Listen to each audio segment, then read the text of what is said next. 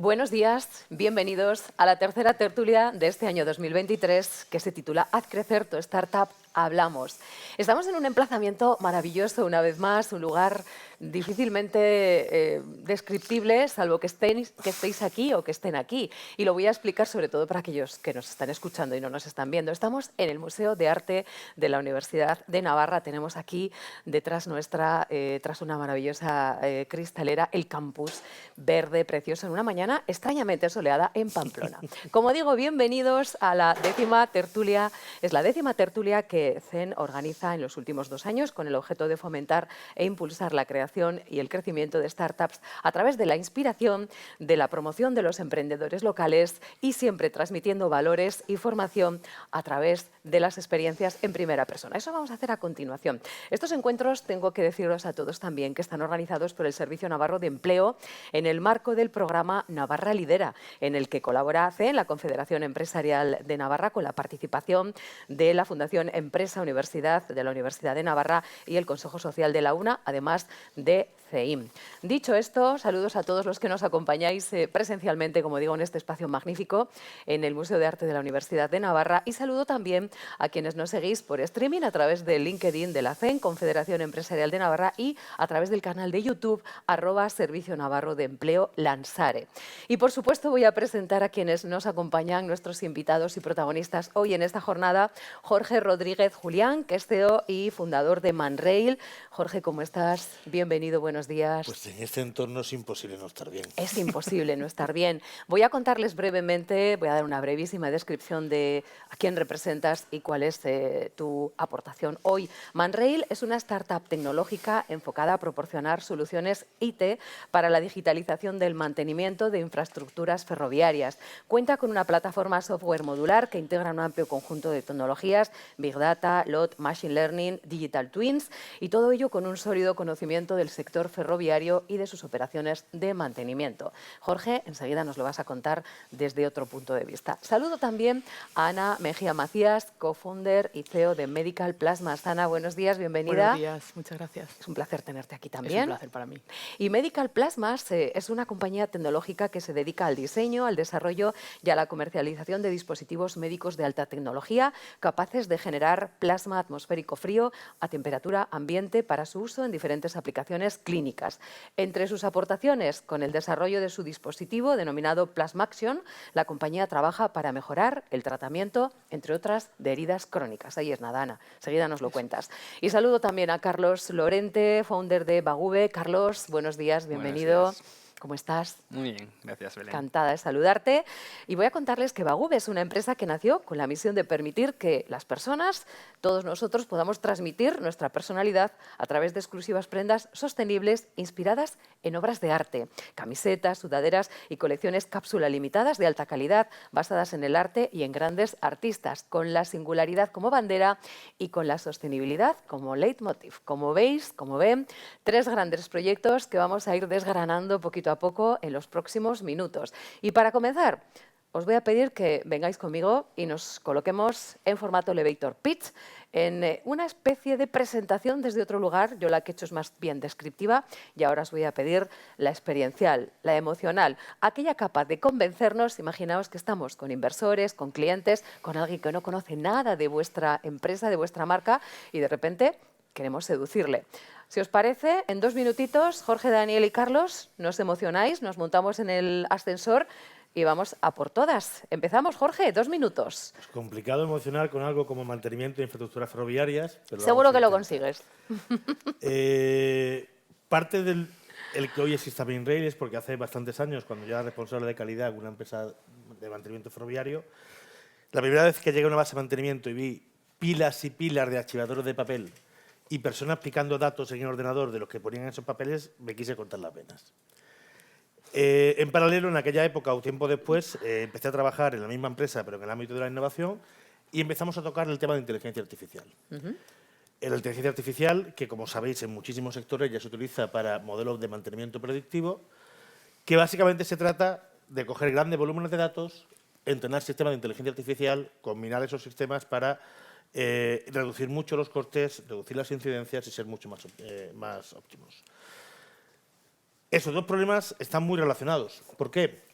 Porque en el mantenimiento de infraestructuras ferroviarias la inteligencia artificial no está entrando porque hay un bajo volumen de inspección y buena parte de la inspección está en esos miles de archivadores de papel que yo me quise cortar la vena cuando los vi. Y lo que hacemos en Mindel pues, es coger este dicho de los ingleses de "when you are in a hole, stop digging". Es decir, vamos a poner orden en los datos que ya recogéis, aunque sean pocos, para que estén bien digitalizados desde su origen. Vamos a integrar los datos de los dispositivos de inspección que utilizáis, aunque se utilicen con poca frecuencia, y con eso tendremos una base que no va a ser suficiente todavía para entrenar modelos predictivos, pero ahí ya añadimos la última guinda, que es nuestro factor diferencial. Somos un mixto de empresa de software y de ingeniería ferroviaria y tenemos una enorme capacidad de generar datos simulados, datos sintéticos, con lo que se llaman gemelos digitales, con simulaciones multicuerpo en nuestro caso, ¿no? Reproducimos el vehículo, reproducimos la infraestructura, reproducimos las múltiples condiciones de operación y ajustamos esos modelos físicos con los datos reales que sí existen, y a partir de ahí generamos una enorme cantidad de datos sintéticos simulados que ya sí nos permiten, porque se parecen a los reales, representan cómo se comportan esos sistemas en la realidad, poder salvar el gap y empezar a poner en servicio modelos predictivos útiles. Vaya, Jorge, que en 2 palabras, un solucionador y de la pila de papeles hemos convertido en una solución hábil algo que parecía un abismo, ¿no? Dicho así. En eso andamos. Perfecto. Enseguida indagamos más en el proyecto, en ManRail y en todo lo que ha sido el proceso hasta llegar a día de hoy. Pero voy a pedirle ahora a Ana que también en este ascensor virtual imaginario nos emocione, nos convenza y nos presente el proyecto. Cuando quieras, Ana, adelante, háblanos de Medical Plasmas desde otro lugar. Bueno, pues yo lo de las emociones lo tengo más fácil porque nuestro proyecto surgió para disfrutar. Daniel y yo venimos del ámbito científico, somos investigadores y siempre nos faltaba un poquito de pista para correr. No encontrábamos el lugar de trabajo en el que nos dejasen camino suficiente para hacer lo que queríamos hacer. Y yo siempre le decía a Daniel, deberíamos tener una empresa. Y siempre me contestaba, ¿pero tú tienes una idea? Y yo, bueno. Y así, durante años, hasta que un día, mientras yo trabajaba en el CERN, en Ginebra, en Suiza, había unas ponencias sobre emprendimiento, pues algo tipo esto, ¿no? Sobre emprendimiento. Y había emprendido un cirujano que cuando le tendí la mano no me la dio porque tenía heridas crónicas en las manos que no le cicatrizaban. Y yo salí de allí pensando en eso, hablé con Daniel y me dijo, ¿tú sabías que existe la medicina del plasma, que se pueden utilizar plasmas? Plasmas en el sentido de cuarto estado de la materia, de las estrellas, de las auroras boreales, esos son plasmas, de los gases en los tubos fluorescentes antiguos de casa. Y nosotros sabíamos mucho de plasmas. Llevábamos años trabajando juntos en construir equipos de plasma para otras cosas, fuentes de iones, aceleradores de partículas. Daniel había sido mi profesor de física en primero y me había enamorado de esa pasión por la ciencia, por construir, por montar, por probar. Y empezamos a leer y nos dimos cuenta que era un mundo con 20 años de investigación científica muy seria, pero desde un punto de vista muy de médicos y biólogos, no había tecnología. Y ahí vimos nuestro hueco. A ellos les faltaba lo que nosotros sabíamos hacer. Un equipo fiable, tecnológico. Así que ahí empezamos, nos gastamos los ahorros, nos metimos en un garaje. Y cuando teníamos un buen prototipo, empezamos a llamar a puertas. Y una de las puertas que se nos ocurrió es la gente con fama de emprendedores en medicina, que era la Universidad de Navarra. Y fue la puerta que se nos abrió. Llamamos y alguien dijo, pues yo, si me dejáis un equipo, yo lo pruebo. Y ahí empezamos con esta andadura que nos ha traído hasta el día de hoy. Emocionante, Súper impresionante emocionante. e inspirador. Ahora nos dais más datos también y nos detalláis cómo ha sido ese viaje, Ana, hasta llegar al día de hoy. Porque Carlos Lorente también nos tiene que emocionar y nos tiene que convencer con su proyecto Bagube, que estás en un lugar y en un emplazamiento perfecto. Si hablamos de arte, hay que hablar de lo que hacéis. Carlos, adelante, cuando quieras. Muchas gracias, Belén. Bueno, lo primero, agradecer a nuestros anfitriones por la invitación, al CEN, a la Universidad de Navarra y al programa Navarra Lidera. Y sobre todo por el emplazamiento en el que estamos, el Museo de Arte. Hace 5 años, en el 2018, comencé una marca de ropa con la idea de mezclar el arte con la moda. Para ello, colaboramos con artistas y con museos y también reinterpretamos obras clásicas y las ponemos en prendas de ropa que expresen la personalidad del individuo. Porque nosotros entendemos el arte como una de las cosas más subjetivas del individuo y que puede o gustar o no gustar. Entonces ahí se deja clara la personalidad y la moda como el vehículo para expresar esa personalidad. Hacemos colecciones limitadas y exclusivas, como si fuesen litografías, y toda nuestra producción está hecha en Portugal con algodón sostenible, algodón orgánico, y de una manera, pues, como se tienen que hacer las cosas en el 2023, ya casi 2024, con una manera concienciada con el planeta. Una pregunta, una curiosidad, aunque luego indagamos más, pero arte clásico, arte moderno, arte contemporáneo, ¿cuál es el que más os solicitan y que más gusta a día de hoy? Nosotros entendemos arte como un concepto muy genérico y de hecho una de las primeras cápsulas que hice, yo soy un apasionado de los coches y para mí los coches clásicos es arte, entonces podemos hacer desde coches clásicos bonitos y elegantes atemporales hasta la Mona Lisa y también arte moderno de artistas contemporáneos de nuestros días, pues de todo tipo. Perfecto. Y cada uno además expresa nuestra personalidad, que eso también es importante. Vamos a ver cómo habéis llegado hasta aquí, que es algo que seguro todos los que nos están viendo y escuchando, también nuestro público presencial, se está preguntando. Jorge, para ir poco a poco rebajando esa montaña que a ti te hacía de papeles, que te hacía sufrir tanto, tal y como nos has contado al inicio de tu presentación y que te llevó a buscar soluciones y a encontrar el proyecto en el que estás trabajando, Man Rail, ¿cómo ha sido este camino? Y, como siempre, nos enseñan más las trabas, los problemas que los éxitos. ¿Cuáles han sido los inconvenientes, los principales escollos que has encontrado en el camino en este tiempo? Uy, escollos, la lista puede ser larga. Primero voy a empezar por el camino personal y luego por el camino de Man Rail, ¿vale? Yo tenía una carrera dentro de una empresa, estas que la matriz cotiza en bolsa y demás, trabajo estable, trabajaba en el área de innovación los últimos 19 años. Y llega un punto en el que, por casualidad, unos años antes, pues mi primer proyecto de emprendimiento fue algo parecido a tu caso, una empresa de producto que en mi caso monté con unos amigos que no tienen nada que ver. Era casi un hobby, una empresa de juegos de mesa que se llama Atomo Games, nada que ver con tecnología, y me metí con un par de amigos por echarles un cable, ¿no? Y aquel proyectito fue creciendo, fue creciendo, fue creciendo. Negocio, en lugar de trabajar en proyectos de innovación, pues me tocó la fibra. Y luego llegó la crisis de los 40 y pues probablemente tuvo algo que ver y decidí cambiar de vida, ¿no? Dejé mi antiguo trabajo, me hice un MBA, me focalicé en la empresa de juegos de mesa y un tiempo después, cuando ya había decidido que yo lo de emprender me llamaba, estaba yendo muy bien ese proyecto, pues que era una empresa de producto, nada que ver con tecnología, pues me llamaron un antiguo socio de mi etapa en el sector de innovación en la construcción, que en este caso es CEIT, que es un centro tecnológico que depende de la Universidad de Navarra, porque en ciertas tecnologías que en su día hayamos trabajado juntos o en proyectos paralelos para digitalizar el sector, las querían llevar a mercado sacando una spin-off, y así fue cuando miré el proyecto. Estaba muy vinculado con cosas que yo había hecho y con estos sustos que me había llevado viendo pilas de papeles. Y decía, madre de Dios, si el 70% de los papeles están bien, solo hay que decir, pasa, para que hay que leérselos, ¿no?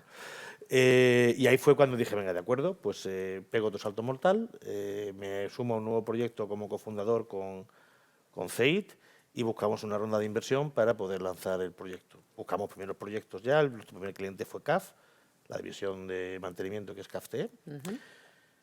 Escollos, pues hombre, levantar una ronda de inversión en pandemia, pues sencillo, te puedes imaginar que no fue. No suena fácil. Yo a mis inversores, la primera vez que le di la mano fue en el notario, algo que creo que es poco frecuente.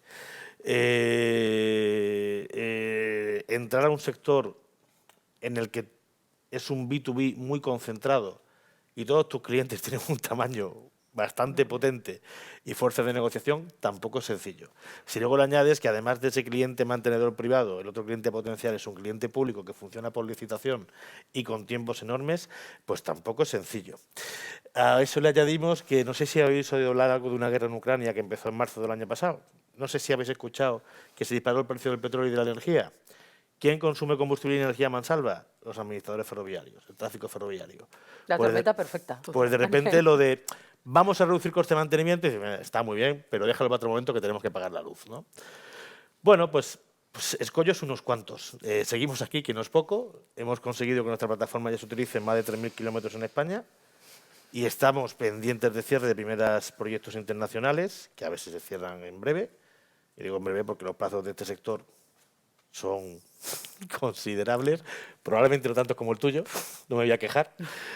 Pero escollos, pues de todo tipo, desde Bueno. algún error interno hasta situaciones de mercado, cambios coyunturales. Creo que todos nos hemos acostumbrado en los últimos 4 o 5 años a que todo puede cambiar en cualquier momento y de forma inesperada. Pues nos hemos tenido que adaptar a todo eso. De todos esos pequeños o grandes errores de los que me estás hablando de una manera rápida, quédate con alguno porque luego te preguntaré, quédate con alguno. Lo tengo claro. Piensa cuál porque luego te preguntaré por cuál ha sido el que más aprendizajes te ha dado. Pero ahora me voy a hablar con Ana y ella me ha dicho, nos ha contado cómo aparentemente encontraron enseguida ese gap, ese espacio entre el ámbito médico y las necesidades de los pacientes. La tecnología podía ser la solución adecuada, pero seguro que no fue tan fácil, Ana. ¿Cuáles son los problemillas, los escollos que habéis encontrado en el camino, los inconvenientes que habéis tenido que sortear para llegar hasta aquí? Bueno, yo creo que la burocracia, y luego me parece que nuestra formación científica nos provoca dos problemas. Uno es que somos excesivamente crédulos, porque vivimos en un mundo en el que lo que te cuentan es verdad. Venimos de un mundo en el que vas a un congreso científico y más te vale que lo que vayas a decir tengas pruebas de que es verdad. Con lo cual creo que hemos sido varias veces excesivamente crédulos y nos hemos sentado en una mesa con gente que nos ha dicho esto es blanco y nosotros hemos dicho blanco, blanco. Y luego, en un momento hemos dicho, ¿y por qué no lo hacemos gris? Ah, bueno. Pero nos hemos puesto muchas barreras por creer en exceso que las cosas eran categóricas. Y del revés, el mundo de los negocios a veces hace falta que prometas cosas que crees que puedes hacer, pero que no has hecho. Y es algo a lo que tampoco estamos acostumbrados. Un puntito de osadía, ¿no? También. Claro, en el mundo científico no tienes osadía ninguna, porque si vas a un congreso y dices, creo que, alguien va a levantar la mano y te va a decir, ¿cómo que crees? Pruebas. Claro, vivimos en un mundo de pruebas, con lo cual muy poquitas veces nos hemos atrevido a decir, no, es que nosotros podemos, aunque estuviésemos internamente convencidos de que podíamos, nos ha faltado un puntito de transmitir esa no seguridad a otros, que a veces parecía que no estábamos realmente convencidos de lo nuestro, sino hemos sido, creo que a veces, excesivamente prudentes en ese sentido. Qué interesante, ¿eh? Cada uno tiene que lidiar con lo suyo. Carlos, ¿tú con qué te has enfrentado? ¿O con quién? Sí, bueno, más o menos es un poco por los mismos hilos de asumir, el cometer el error de asumir. En nuestro caso también tuvimos el error de asumir dos cosas principalmente que me vienen ahora a la cabeza. La primera fue asumir nuestro mercado. Pensé que al ser yo español y al venir los diseños pues inspirados en el arte que a mí me gustaba como español y como europeo, pensé que mi mercado sería en España, al ser también una marca de ropa española. Esto pues estaba totalmente equivocado y me costó en darme cuenta un año y medio, hasta que abrí un poco la puerta para en otros mercados, sobre todo en Europa y ahora ya un poco más también en Estados Unidos. Y a día de hoy el 95% de nuestras ventas vienen de fuera de España. Entonces esto fue un gasto de recursos, un gasto de tiempo durante un año y medio que lo podríamos haber utilizado de una manera más eficiente. Pero bueno, todo se aprende y hay que aprender a no asumir las cosas simplemente por creencias. Hay que testearlo y hay que testear bien los mercados, hay que testear bien el producto. Y igual un producto no funciona en un mercado, pero en otro sí que te puede funcionar. Así que ese fue la primera traba y el primer aprendizaje. Y el segundo va también unido de la mano, fue asumir el tipo de marketing que estamos haciendo o el tipo de posicionamiento. Pues al principio, como yo creo que todas las marcas españolas intentamos estar presentes pues, en eventos, en algún mercadito que organizan y cosas, y estábamos presentes ahí constantemente. Hacíamos un esfuerzo tanto de recursos como de tiempo y acaba siendo agotador porque son fines de semana enteros dedicados a eso exclusivamente, y y no llegábamos al público. Entonces nuestro error fue pensar que nuestra audiencia la podíamos encontrar en este tipo Espacios. de establecimientos, de espacios. Y, las redes sociales nos ayudaron a descubrir dónde estaba realmente nuestra audiencia. Targeteamos con esos mismos recursos a través de redes sociales para buscar dónde está la persona que es fashionista y que además le gusta el arte y que estaría dispuesta a tener una de nuestras piezas. Y entonces, pues a partir de ahí todo fue rodando Claro. mejor, pero al principio fue también otra traba importante. Abrir espacios Y abrir y la entender que mente. tu cliente era universal de alguna forma te permitió también entender que el acceso y el canal de llegada era de la misma manera mucho más grande del que te habías planteado al inicio.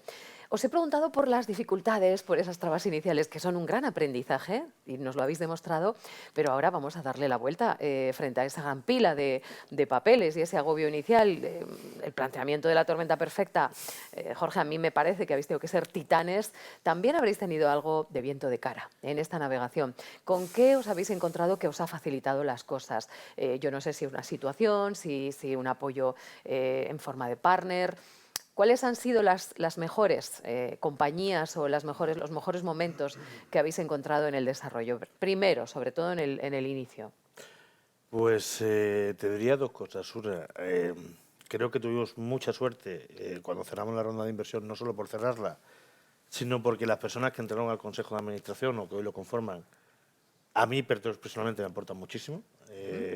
Yo sé de lo que sé y tengo la experiencia que tengo y tengo un Consejo de Administración muy diversificado al que le doy bastante la brasa fuera de los consejos, pidiéndole opinión, llamándoles por teléfono y consultando cosas, porque al final, pues oye, tú puedes liderar un proyecto, pero tienes que estar abierto a escuchar y si tienes a tu alrededor, aparte de un consejo, un advisory board y tal, en tu propio consejo tienes gente que, aunque no conozca tu industria o tu problema tanto como tú, conoce otras situaciones y te puede echar un cable, pues para mí ha sido muy valioso.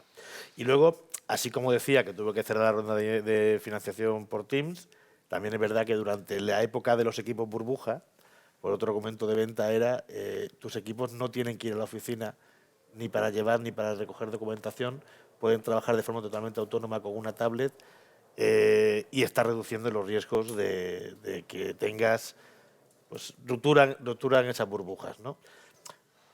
Por suerte aquello dejó de ser un argumento de venta, por suerte para todos, pero sí fue una situación que en los primeros meses pues también ayudó porque todo el mundo estaba más abierto a, aparte de las otras ventajas, pues era un puntito adicional, ¿no?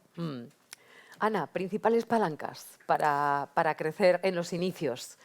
Yo creo que nosotros más que palancas, la palanca la ponemos nosotros, lo que hemos tenido son puntos de apoyo, ¿no? Hace falta un punto de apoyo en el que poner la palanca. Nosotros hemos puesto mucha fuerza, es verdad que tenemos, yo creo que tenemos mucho empuje, que somos muy trabajadores, que ponemos toda la carne al asador, que disfrutamos por el camino lo que no está escrito, pero hemos encontrado gente maravillosa. Lo primero que hicimos fue poner capital riesgo en Internet. ¿Tú sabes lo que sale por ahí? O sea, aquello es un mare magnum de gente que no entiende nada de lo tuyo, que te pregunta, pero ¿y el retorno? Y tú, pues es que no lo sé ahora mismo, el retorno. Pero es que es mucho riesgo, ya, es que si no, no te estaría hablando contigo. Entonces, al final, por el camino encontramos a Clave, que han sido maravillosos, por el camino aparecimos en la Universidad de Navarra y hemos encontrado esos inversores que no solo aportan dinero, que evidentemente nos hacía falta, pero que aportaban lo que nosotros no teníamos. Por el camino yo cambié y soy profesor en la Universidad Pontificia Comillas y he encontrado su apoyo, unos compañeros maravillosos, el empuje para el proyecto. O sea, yo creo que palanca tenemos y tenemos mucho músculo y lo que hemos encontrado es ese punto, ¿no?, de gente maravillosa en la que apoyar la palanca cada vez que nos ha hecho falta. La gente ha sido la clave, sin duda. Clave las personas en los dos casos, Sí, bien sea a sin través duda. del Consejo de Administración e inversores o en el vuestro, Sin duda. personas que han creído en el proyecto. Sí. Carlos. Bueno, en nuestro caso todavía hemos tenido la suerte que todavía no hemos necesitado levantar financiación.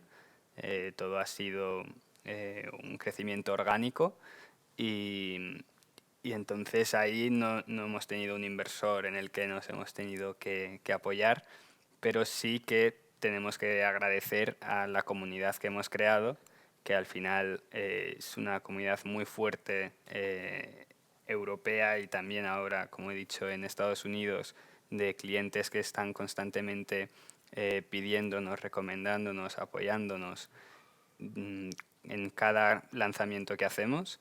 Y además de la comunidad, tenemos el equipo y todos al final, imagino que en vuestro caso también ocurrirá, vuestros amigos, que al final acaban siendo como parte del negocio, de la startup, pero estando desde fuera, que es otro pilar fundamental que sin eso es prácticamente imposible emprender.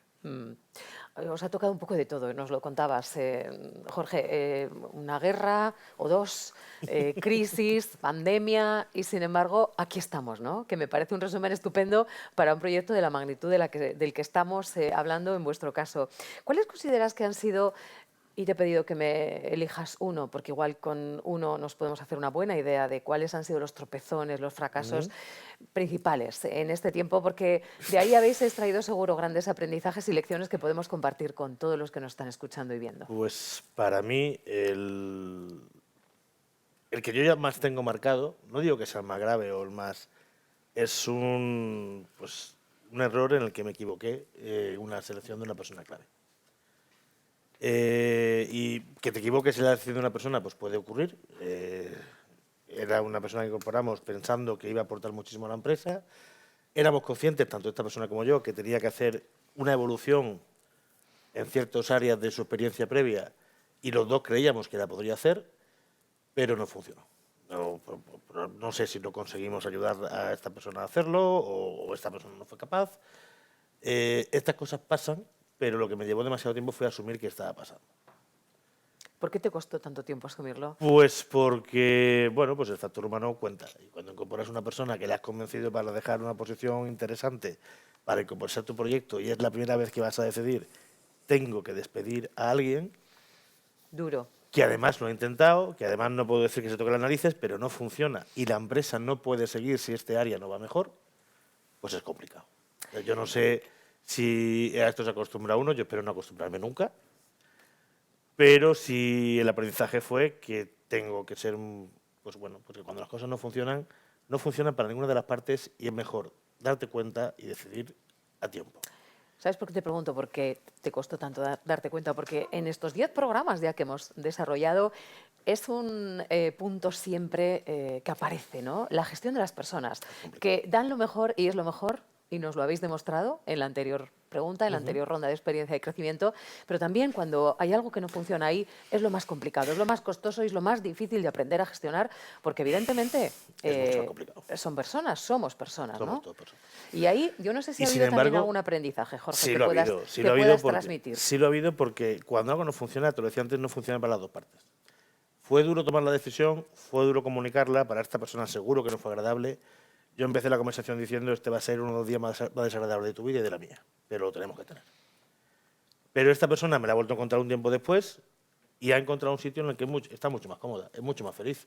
Y nosotros hemos reconstruido ese área para que funcione mejor. Cuando algo no funciona para ninguna de las dos partes.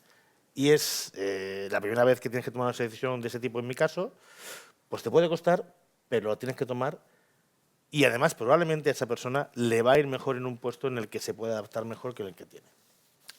Desde luego que es un aprendizaje que antes o después llega. Ana, en vuestro caso, no sé si ha sido por este tema o por otro, ¿compartirías alguno de esos pequeños o grandes errores que a uno le enseñan más de lo que cree? La nuestra también va de personas y casi me da hasta vergüenza. Cuando empezamos, le dimos una pequeña parte de la empresa para que fuesen administradores a unos tipos que tenían una gestoría y no pedimos, y nos metimos en el laboratorio, pusimos todos nuestros ahorros, ganamos un Neotec y no pedimos un extracto bancario en 4 años.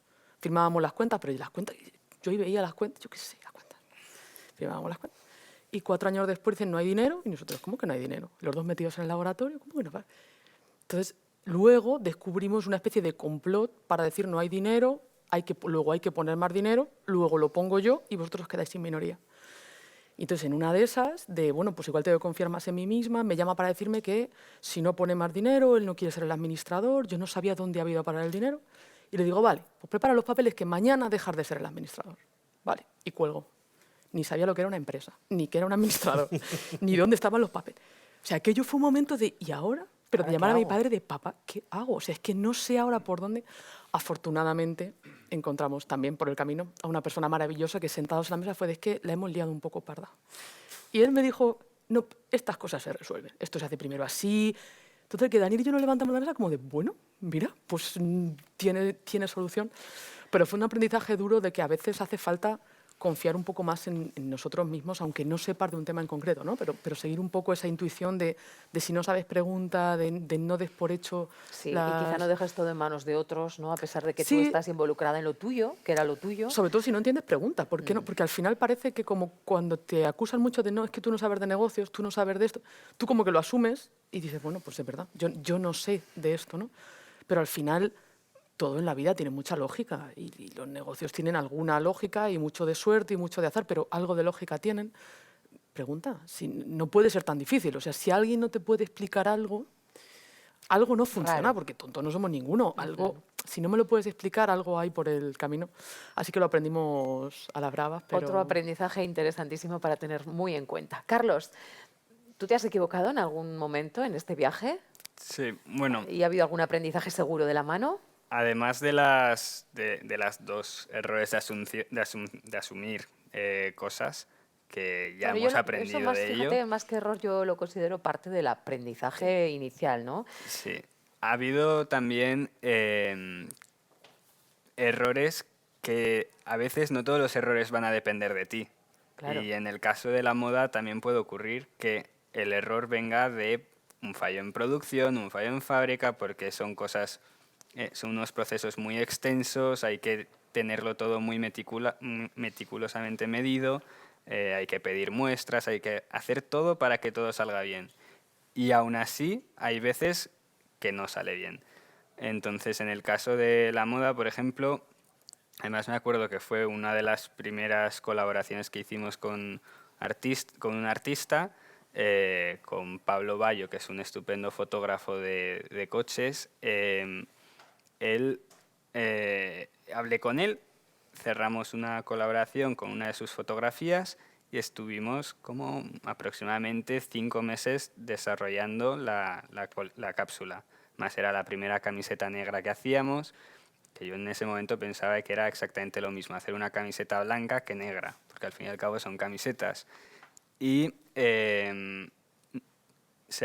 5 meses después y después de ver muestras y todo, nos llegan las camisetas y el tallaje era completamente distinto, porque había encogido distinto en el proceso de lavado y, y entonces era un patronaje que no tenía nada que ver. Tuvimos que deshacer esas camisetas, volver a hacer unas camisetas nuevas y estuvimos pues a lo tonto casi un año para hacer una camiseta que de normal tenía que haber tardado 2 meses. Pero todo esto fue por un error. ¿De quién es el error? De la fábrica, de nosotros por no medirlo antes, aunque sí que pedíamos muestras, pero hay cosas que en el mundo empresarial es inevitable y simplemente tienes que asumir el error y intentar ponerle una solución.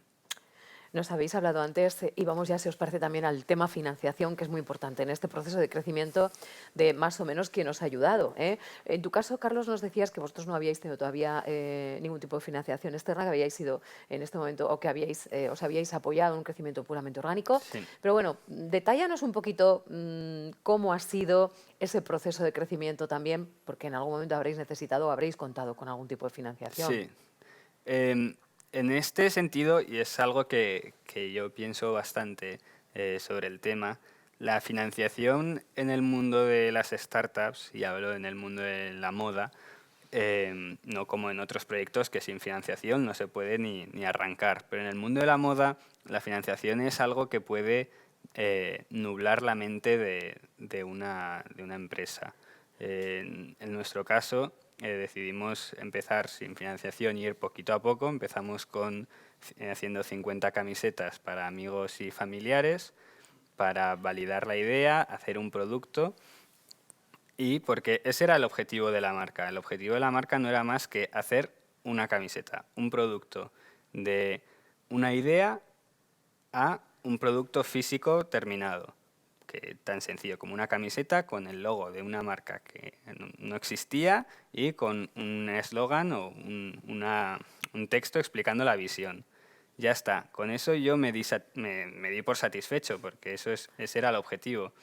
Pero después, después de vender esas 50 camisetas a amigos, pues hicimos 100. De las 100 hicimos 200. Y así, poco a poco, ha sido una rueda de crecimiento orgánico. Y ahora, pues sí que estamos en una tesitura de que conforme más va creciendo la rueda, más riesgos hay de inversiones. Si una producción falla, pues lo que acabamos de comentar, de si una producción sale algo mal, pues al final quien tenemos que pagar somos nosotros. Entonces hay un montón de riesgos y hasta ahora ha sido todo orgánico. Entiendo que a futuro se necesitará financiación externa, pero también veo el gran punto positivo de no contar con financiación externa, que es que medimos hasta el último céntimo. Hasta el último céntimo sabemos en qué se está gastando, porque los recursos son limitados y cuando los recursos son limitados miras todo con más lupa. Carlos, me interesa mucho ese momento en el que estáis, porque ellos nos van a contar otra historia, ¿no? Evidentemente, tanto en el ámbito médico como en el ámbito ferroviario, se mueven con gigantes y la inversión tiene que ser a otro nivel, pero en vuestro caso, que seguramente es mucho más común del que nos parece cuando hablamos de emprendimiento joven, de startups, ¿cuáles son las ideas que pasan por tu mente, ¿no? Por vuestra mente, en este momento justo exacto en el que tienes que dar el paso ya, de quizá pues, abrir ya a una financiación mayor? Pros y contras. Ábrenos tu cabeza y cuéntanoslo. Vale, a ver, básicamente el principal pro y el principal contra al mismo tiempo es el dinero. Tienes dinero, o sea, si te ponen dinero, tienes dinero para abrirte en captar talento, captar posiciones senior que ayuden y que estén por encima de tus capacidades. Y también tienes dinero pues, para invertir en marketing, invertir en producto, invertir en un montón de cosas que va a hacer que tu empresa crezca. El gran punto negativo es eso, que muchas veces cuando se invierte dinero en una empresa, la empresa tapa las ineficiencias el dinero tapa las ineficiencias de una empresa.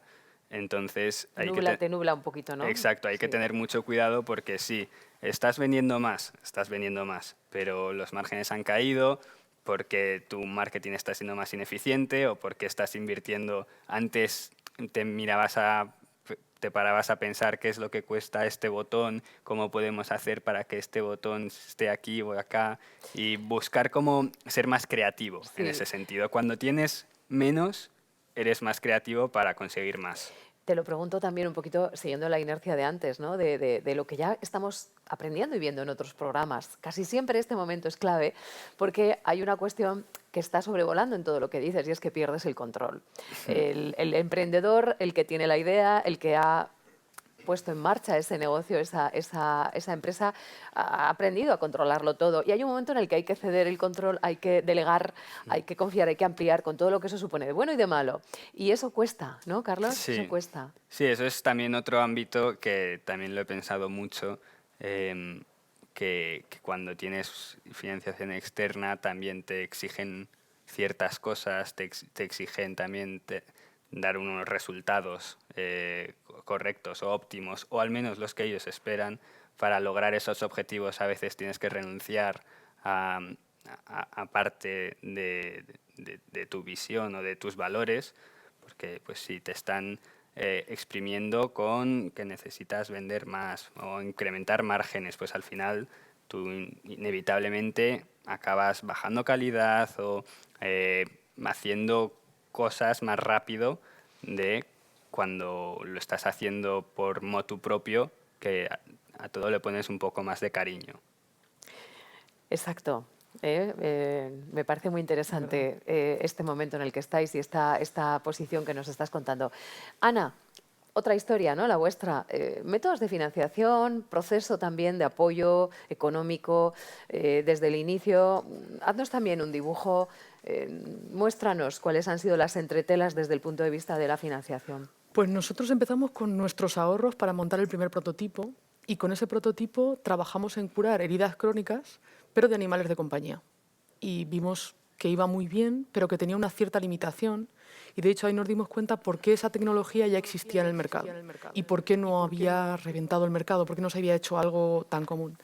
Y es que tenía un defecto, curaba muy bien heridas con una superficie relativamente plana, pero no funcionaba bien si las heridas tenían grietas, altos y bajos.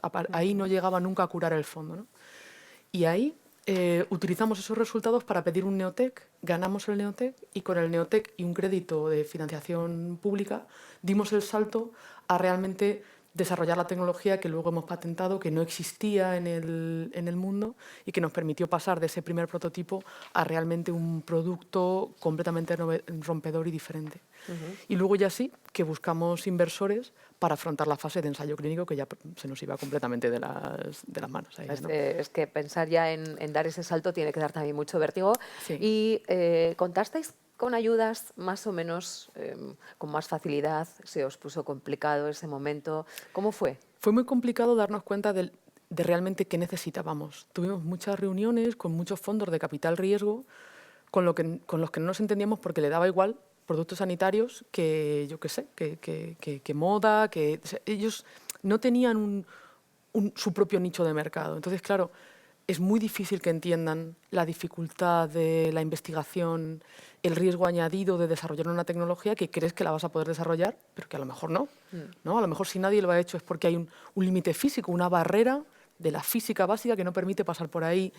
Entonces, hasta que nos dimos cuenta que no era lo que estábamos buscando, que teníamos que tratar de encontrar unos inversores que tuviesen un poco un alma parecida a la nuestra, que ya supiesen de qué iba, eso nos costó mucho, sobre todo empezar a buscarlos. Una vez que dijimos, bueno, esto no es. O sea, necesitamos a alguien, sí, que ponga un dinero, pero también que entre y se quede, que nos acompañe y que ponga, por ejemplo, lo que pone la Clínica Universidad de Navarra. El conocimiento, el hospital, la sensatez de cómo se escribe un ensayo clínico. ¿Quién iba a escribir eso? Eso era muy difícil. Ese tipo de cosas se pueden contratar. Puedes ir a una empresa, a una CRO que te monte todo, pero es sin algo alma, como, ¿no? es algo como muy sin alma. Necesitábamos, y aparte nosotros no queríamos perdernos ese proceso. Al final somos investigadores, no queríamos un ensayo clínico llave en mano. Nosotros no queríamos perdernos nada de lo que significaba vivir eso. Hace unos meses, este verano, vinimos a ver por segunda vez a una paciente que habíamos visto en silla de ruedas, con una úlcera enorme, con un nivel de dolor enorme. Habíamos hablado un poco con ella. Y cuando volvimos este verano, daba la casualidad de que ella estaba saliendo del ensayo, la señora se presentó de pie, con un vestido rojo, se había pintado los labios. Nos volvimos, que mira que los dos hablamos por un tubo. Pero ha sido el viaje más silencioso. De vez en cuando decía uno, qué fuerte, ¿no? Y el otro, sí, ya, qué fuerte. Inversos cada uno en su Cada uno en propio nuestra propia pensamiento, ¿no? Entonces, claro, nosotros no queríamos dejar de vivir algo así, no podíamos perdernos una cosa como esa. Sí, pues se da la circunstancia además de que vosotros vivís muy de cerca todo el proceso, habéis querido mantenerlo Claro, nosotros. contando con el apoyo necesario, imprescindible, Eso es, tanto claro. desde el punto de vista financiero como desde el punto de vista Exacto. técnico y médico, ¿no? Para poder desarrollar el proyecto. Eso Jorge, en vuestro caso, perdón, ¿cómo ha ido? ¿Cómo ha ido el tema? Pues es un poco, os estaba escuchando a los dos. Yo también tuve la experiencia, mi primera empresa, pues era una empresa de producto que puedes tirar de bootstrapping y luego ya pasar a la financiación bancaria. Ya decidirás tú qué haces, es tu proyecto. Y en este caso, pues en Mainrail era totalmente inviable. Por el tipo de sector, por la necesidad de inversión en tecnología, era un caso más parecido al tuyo, ¿no? Y recojo casi todo lo que tú has dicho. Es que cuando hablas de buscar inversión, deberías ser consciente de que no te vale cualquier inversión. De que esta selección debe ser mutua. Sí, primero, pues sí, el fondo tiene que estar dispuesto a invertir en la empresa. El fondo o el inversor o el business angel o quien corresponda, ¿no? Pero que tú también deberías hacer preguntas para asegurarte de que ese inversor es el que te debe acompañar en la siguiente etapa del viaje. Porque si no, las cosas no van a funcionar. Si te planteas meter inversores, si no les cuadra tu propuesta de valor y tu proyecto, pues es que no es tu inversor. También te digo que si es tu inversor, no te cierres a cualquier idea que te plantee, aunque no sea la tuya originalmente. Yo siempre digo que si dos socios siempre piensan igual, uno de los dos sobra. La frase no es mía, la he copiado. Y es cierto, si a mí me gusta que mis socios me planteen dudas o que me planteen cuestiones. En la primera etapa creíamos que los socios que nos interesaban, porque conocíamos, el equipo no solo yo, el equipo de Minrail, conocía bien el sector y conocía los retos tecnológicos, nos interesaba un perfil de inversor financiero por esa primera etapa de, bueno, vamos a entrar al mercado, vamos a analizar el problema, vamos a tener nuestra propia visión antes de que alguien que ya tenga una visión con su propio sesgo nos lo transmita, ¿no? Y sin embargo, ahora que estamos en una segunda ronda de inversión, de la cual ya se ha cerrado una primera parte, que se salió en prensa, si no me equivoco, la semana pasada, y estamos pendientes de cierre de la última parte de esa ronda, que será estamos negociando con varios industriales, porque ahora sí creemos que los industriales sí es el momento de que entren. ¿Por qué? Porque nos van a aportar conocimiento de cosas que no tenemos, por ejemplo, de mercados internacionales, que llevamos un año y pico pegándonos con ellos, hemos aprendido mucho, pero es que quien ya está allí tiene un conocimiento y una red de contactos que nosotros necesitaremos años para desarrollar. Claro. Entonces, creo que cada proyecto tiene su necesidad de financiación. En unos puede tener sentido el bootstrapping. Alguna startup que me ha pedido algún consejo le he dicho, ¿por qué no te planteas un crowdfunding? Prueba, vas a probar si el producto funciona, si tu estrategia de marketing y tu propuesta de valor tiene sentido, y vas a financiar la fabricación, que es para lo que no tienes dinero. En otros modelos no es viable, con lo cual ni te lo plantees. Y desde luego, si buscas financiación, no solo estás buscando dinero, vas a buscar un socio. Y encontrar los socios correctos es crítico, porque si te equivocas con los socios, el proyecto no va a salir. Y el ser socio es una empresa y son personas, las dos cosas. Tienes que saber que esa empresa está buscando algo, proyectos parecidos al tuyo y que las personas con las que tú vas a tener interlocución te puedes entender. Lo que no significa estar siempre de acuerdo. Tienes que estar también abierto a escuchar, y a veces decir que no y a veces decir que sí. Pero no, cuando busques capital, no busques capital. Buscas un socio financiero o un socio industrial, pero buscas un socio. No nos olvidemos de que todo lleva adherido una persona. Y esto está saliendo recurrentemente una y otra vez en todo el programa. Por cierto, hablando del programa, que nos quedan como 12 minutos, 14 minutos, y los últimos los vamos a dedicar a las preguntas del público presencial que nos acompaña aquí en el Museo de Arte de la Universidad de Navarra. Pero antes quiero hacer una última ronda con vosotros. Hemos hablado de cómo ha sido el proceso, desde el origen, el crecimiento, las experiencias, los errores, los aprendizajes, la financiación. Me interesa mucho también que me habléis de futuro, de retos, de posicionamiento. En el caso de Minrail, ¿hacia dónde vais si hablamos de posicionamiento nacional e internacional? ¿Y cuáles son los retos de futuro más importantes, prioritarios para vosotros? Pues el primero es empezar a tener posicionamiento internacional, que el trabajo comercial del último año y medio está focalizado 90% fuera de España y ya parece que está dando sus frutos. Los plazos del sector son largos. Tuvimos el tema de Ucrania el año pasado. Nosotros tenemos claro desde el principio que esta empresa solo para el mercado doméstico no tiene sentido.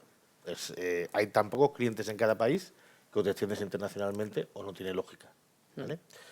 Es el principal reto. En temas de tecnología, pues ya estamos bastante avanzados, aunque todavía hay primeros modelos predictivos ya en funcionamiento y en venta en ciertos problemas de la vía, otros que están en desarrollo y en validación, y el año que viene arrancaremos en lugar de con la vía, con la catenaria, que es la línea eléctrica que está por encima. Y también estamos trabajando y dedicando bastante esfuerzo y sobre todo bastante ilusión y creatividad entre todos los miembros del equipo en integrar esta nueva revolución que ha llegado en el último año de la IA generativa, ¿no? Que ya tenemos un primer asistente al usuario, que es una versión de GPT-4 entrenada con documentación nuestra. Hemos empezado a que nuestros equipos de desarrollo están utilizando ya el equivalente para ayudar en tareas de programación. Yo suelo decir que la IA generativa en nuestra empresa hoy es el becario. Ajá. Y ya veremos en qué momento llega programador junior. Dudo que llegue a programador senior, pero ya si es junior, maravilloso, ¿no? Incorporar esa revolución tecnológica, que para mí es la máquina de vapor de esta época, pues creemos que una empresa de tecnología lo tiene que hacer desde el principio, porque si no, seremos menos competitivos. El programador humano, el analista humano, la persona que piensa, siempre va a ser necesaria. Ni de broma nos planteamos sustituirla por una IA generativa que escriba el código, ni de broma. Pero igual que ningún humano es capaz de hacer el trabajo mejor que una máquina bien entrenada, ninguna máquina funciona mejor que un humano con una máquina. Entonces el planteamiento es que nuestro equipo de desarrollo pueda incrementar su productividad y quitarse la parte más pestiño, que es explicar el código base, aprovechando estas soluciones que estamos viendo cómo las integramos, tanto en procesos internos, en back office, como en herramientas de ayuda al cliente. Y todo ello sin prescindir del talento humano, personas, que como bien dices, es el tándem perfecto. Aquí todo vale. Aquí, cuando esta disyuntiva se plantea, ¿esto va a eliminarlo? No, va a hacer que las personas se Sean más dediquen más eficaces. tiempo a pensar y a darles instrucciones a la máquina que a hacer tareas que la máquina puede hacer sola. Pues yo creo que hoy nadie querría volver a tejer a mano, salvo lo del kit do yourself, pero nadie querría, tú no querías que se volvieran a fabricar a mano todas tus prendas porque se inventaron máquinas que lo hacen muy bien. Pues en este caso se han inventado máquinas que escriben muy bien en muchos lenguajes, entre ellos código, pero no piensan. Bueno, retos a futuro. Vamos a conocer también en Medical Plasmas, Ana Mejía, cuál es en este momento ese horizonte hacia el que vais, en el que estáis trabajando y en el que vais a seguir creciendo, evidentemente. Bueno, pues a medio plazo tenemos que terminar el ensayo clínico. Ahora mismo se están reclutando pacientes de úlcera venosa de pierna, tanto en la Clínica Universidad de Navarra aquí en Pamplona, como en su sede en Madrid, como en el Hospital Gregorio Marañón. Y hay que llegar al final, reclutar a todos los pacientes y tener los resultados del ensayo clínico, porque eso es imprescindible para obtener el marcado CE, que es el paso a llegar al mercado. Que, por cierto, si alguien conoce un paciente de úlcera venosa de pierna que quiera participar, que nos llame. El teléfono es 625 40 90 51 y nosotros le informaremos de con quién se tiene que poner en contacto para preguntar si puede participar, le pedirán sus datos, etc. Eso en una primera etapa. Cuando lleguemos hasta ahí, llegará el momento de buscar un socio industrial, porque nos gustaría que alguien que tenga experiencia en fabricar máquinas se dedique a la parte de producir las máquinas que vamos a vender. Y a nosotros nos gustaría volver al laboratorio. Tenemos 1000 ideas, nos hemos metido en 1000 proyectos, yo qué sé, tenemos colaboraciones con universidades. A nosotros nos gustaría que eso lo haga quien sabe y no tener que desarrollar nosotros una planta productiva, encontrar un socio que nos apoye ahí, como en la parte médica nos apoya la Clínica Universidad de Navarra, y esa sería nuestra etapa a largo plazo. Bueno, sabes que de aquí llega a muchísimas personas. Que se Ojalá animen. eso también tenga una solución y os aporte una vía de Seguro. salida de crecimiento. Gracias. Carlos, retos a futuro para vuestra empresa, para vuestro proyecto, más allá de lo que ya nos has contado, que es mucho, este crecimiento y ese paso cuantitativo y cualitativo que quizá deis de financiación ya a alta escala. ¿Qué otras cosas tenéis en mente?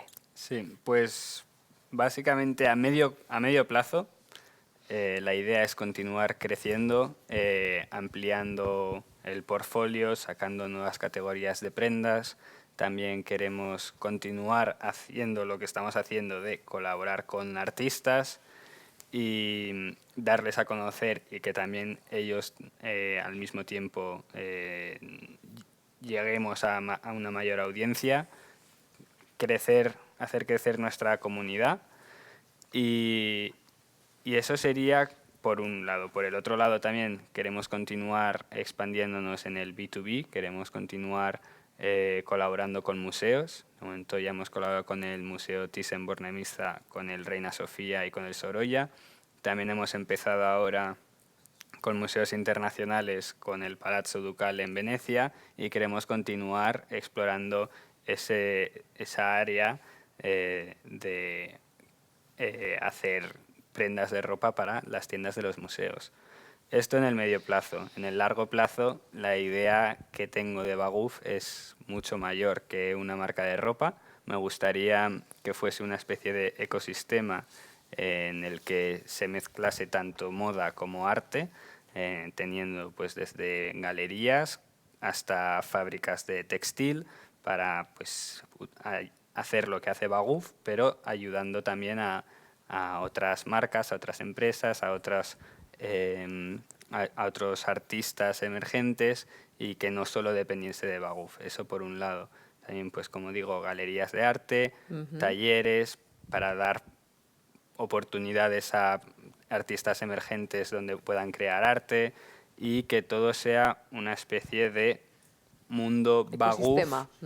Un mundo Baguf, un mundo de un ecosistema de arte y moda. Bueno, vamos con las preguntas del público, pero como soy muy curiosa, no me resisto. Baguf en un entorno y en un proyecto artístico, yo no sé si tiene también algún significado artístico. ¿De dónde viene el nombre?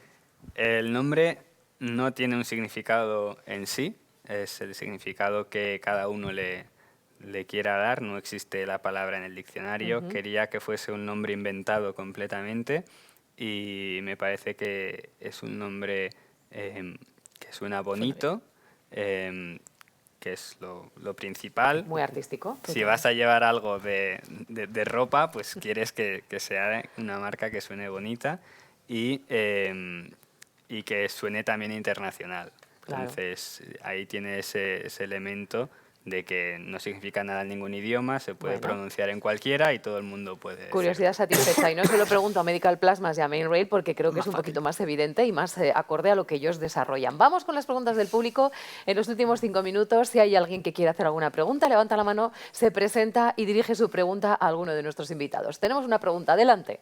Hola, buenos días. Soy Javier Itadiel de la Confederación Empresarial Navarra. Enhorabuena a los tres por el proyecto. Tengo una pregunta. Bueno, startup, al final las startups va de crecimiento, ¿no? De desplegar y de hacer un crecimiento rápido. ¿Cómo enfocáis, no voy a hablar de miedo, porque no hay que tener miedo y veo que no tenéis ninguno de los tres, pero cómo enfocáis el crecimiento? En el momento, algo ya habéis dejado entrever. Carlos, tiradas cortas, pero estás en el mercado. Imagínate que yo soy un retail, te llamo y te digo, oye, quiero no sé cuántas unidades. ¿Esto cómo lo gestionáis? O en el caso de Medical, ¿no? Tenéis 3 prototipos, pero ahora buscáis un partner industrial que fabrique en serie y saltar al mercado. ¿Cómo abordáis esta fase, el siguiente escalón, ¿no? De pasar del prototipo a... Con miedo, con reticencias, os lanzáis, ¿cómo lo veis? Bueno, Nos quedan 3 minutos, os voy a pedir si nos importa un poquito de brevedad para que podáis los 3, cada uno en un minuto, responder. Carlos, adelante. sobre el miedo, creo que es la principal barrera que se pone uno mismo a la hora de emprender. Y yo siempre que me llegan emprendedores o personas que quieren empezar a emprender, les digo lo mismo. No tengas miedo al fracaso, porque el mayor fracaso será si luego mires atrás y te arrepientas de no haberlo intentado. Entonces, eso, en ese sentido no hay que tener miedo. Sobre un hipotético escenario de tener un pedido muy grande de retail, se afronta poco a poco, igual que al principio no tenía conocimiento de cómo hacer una camiseta y ahora hacemos producciones de miles de unidades, pues si en lugar de miles tienen que ser decenas de miles o cientos de miles, pues se Adelante, afronta ¿no? y poco a poco. A por ello. Ana, ¿qué le dirías a la pregunta de Javier? Que se dejen el miedo atrás. Yo creo que a nosotros se nos ha pasado mucho el miedo cuando hemos visto que no hay una estructura de los negocios como la hay de la física, ¿no? Que tiene una base y construyes. Los negocios, bueno, tienen un montón de componentes, tienen una parte de estadística, tienen una parte de suerte, tienen una parte de encontrar a la gente adecuada. Y también ahí yo creo que hay que atreverse a romper barreras. Una de las mías ha sido el concepto de CEO. A la fuerza había que tener un CEO. Yo decía, ¿pero qué CEO? O sea, ¿por qué no podemos ser un equipo? No, es que hay que tener un CEO, ¿pero por qué? Bueno, pues al final no tenemos un CEO. Somos un equipo, nos funciona súper bien, hemos encontrado a la gente adecuada para hacerle las preguntas adecuadas, que a mí me da una paz levantar el teléfono y llamar a Gustavo, una persona que trabaja aquí en la Universidad de Navarra, Gustavo, ¿qué? Pues yo creo que vale, ¿por qué no? ¿No? Que se dejen el miedo y que igual que innovamos en lo que es nuestro propio producto, que nos atrevamos a innovar en lo demás, a romper barreras, a cambiar. El miedo yo creo que paraliza y hay que tener un poco, lo justo, pero nada más. Nada más. En 40 segundos, rápidamente, un aporte más. Los miedos, analízalos, porque pueden ser alertas, pero también pueden ser sesgos. Y desde luego no te quedes paralizado, porque no es para lo que deben servir. Y en cuanto a escalar, sobre todo fuera de España, de nuevo otra vez la palabra partners. Nosotros muchos proyectos internacionales que estamos abordando, incluso aunque los hayamos generado esa oportunidad nosotros, intentamos siempre contar con un partner local o global, porque nuestra escalabilidad en desarrollo de software es factible, pero luego en la implantación del software al cliente, para poder escalar necesitaremos partners locales que hagan esa última parte. Bueno, pues yo creo que son soluciones muy viables. Javier, gracias a los 3, Jorge Rodríguez Julián, CEO y founder de Main Rail, Ana Mejía Macías, co-founder y CEO Medical Plasmas, y Carlos Lorente, founder de Baguf. Ha sido un placer, de verdad, conocer vuestras experiencias, transmitirlas hoy en este Haz Crecer tu Startup Hablamos. 10 programas ya, habrá más en 2024. Os animamos a seguirnos y doy las gracias a quien lo hace posible. Estos encuentros están organizados por el Servicio Navarro de Empleo en el marco del programa Navarra Lidera, en el que colabora CEN, la Confederación Empresarial Navarra, con el apoyo del Consejo Social de la UPNA, CEIN y hoy, de forma especial, agradezco a Fundación Empresa Universidad de la Universidad de Navarra que nos ha abierto este espacio en este Museo de Arte maravilloso de la Universidad de Navarra, donde estamos. Gracias a todos por su atención y hasta la próxima tertulia. Que paséis un feliz día. Gracias a ti, Belén. Gracias a ti. Gracias.